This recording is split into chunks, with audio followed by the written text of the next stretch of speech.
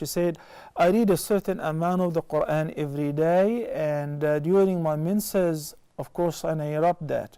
Can I continue reading the Quran, especially during the month of Ramadan while having the menses and so on? This is something which, of course, we have been discussing over and over, which is whether it's permissible or not for a woman during her menses to read and touch the Quran. As far as touching the Quran, we said that no one should touch the Quran but in a state of purity, particularly the major impurity, unless if they touch it through a barrier, such as wearing gloves or carrying the Quran in a box or something like that. As far as the hukm, the ruling pertaining to reading the Quran for women during the menses, there is a khilaf, there is a difference of opinion. The khilaf erupted due to relying on a hadith. After investigating the hadith, we found out that the hadith is a hadith da'if, very weak hadith, collected by Abu Dawood, and it is narrated by Abdullah ibn Umar ibn al-Khattab, may Allah be pleased with him and his father, in which he narrated that the Prophet ﷺ said, لا تقرأوا الحائض ولا الجنوب شيئا من القرآن.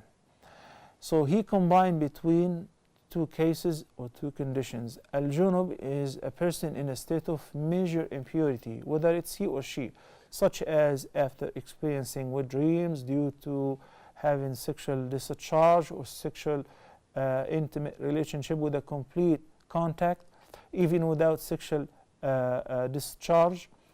So these things would require the person to perform ghusl to lift the major impurity.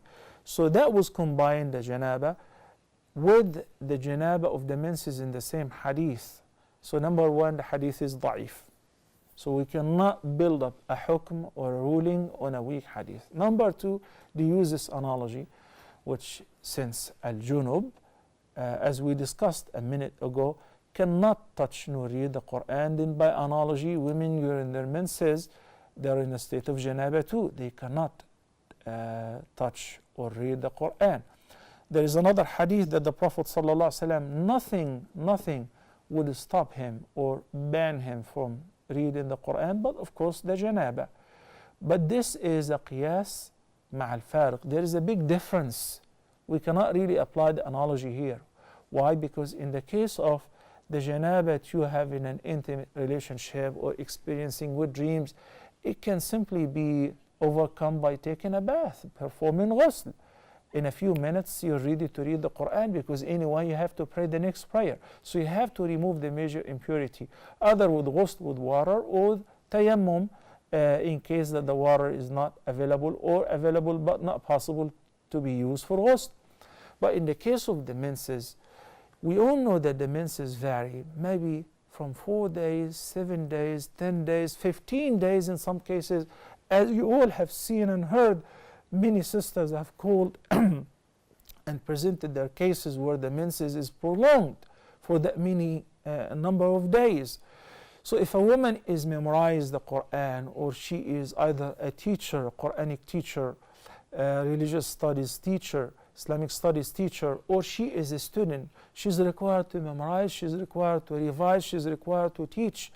So they said there is no qiyas in this condition. It is definitely permissible for her to read the Quran. But as far as touching the Quran, it has to be through a barrier, such as wearing gloves, or make sure that you flip the pages, as I normally say, with an eraser of a pencil or something like that, so you do not touch the Quran with bare hands. That doesn't apply to the digital devices, iPad, iPhone, tablet, whatever, because this is not a Quran. So I stated there are two different opinions, and if you are a person who is constantly memorizing or revising, then there is no problem for you to read the Quran even while during your menses. Assalamu alaikum wa rahmatullahi wa barakatuh.